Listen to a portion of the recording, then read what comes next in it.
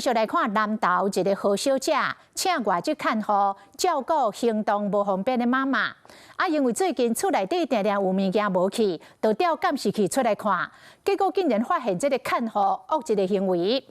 講這個外籍看護甲拄啊動完手術的媽媽大力甲摔離個門床頂，而且佫一直甲抽力，媽媽是疼甲哀哀叫。何小姐要求愛換看護，但是中介公司講愛等真久，何小姐只好是暫時放下着工作甲收入，專心照顧媽媽。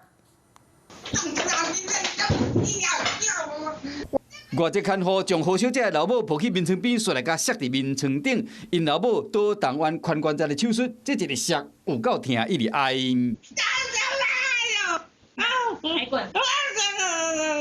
這個看護動作真粗魯，無任何防護，因老母疼甲一直哀。這個何小姐看到這個畫面，真唔甘。我實在沒有辦法看到我媽媽這樣受虐的畫面，左腿、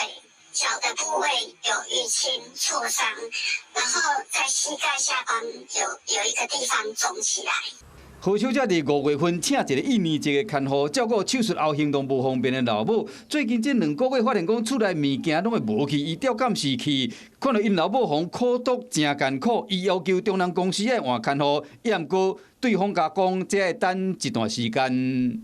我就是先跟仲介聯絡，請他馬上派走。如果換的話，我們要等1個半月的空窗期。我協助其完成這個傷害以及妨礙自由的告訴，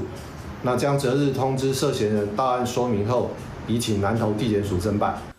無希望老母繼續受苦，何小姐這段時間只好家己來甲照顧，同時甲派出所報案，並且提出告訴。目前看護由中人公司帶回去啊，等候司法的調查。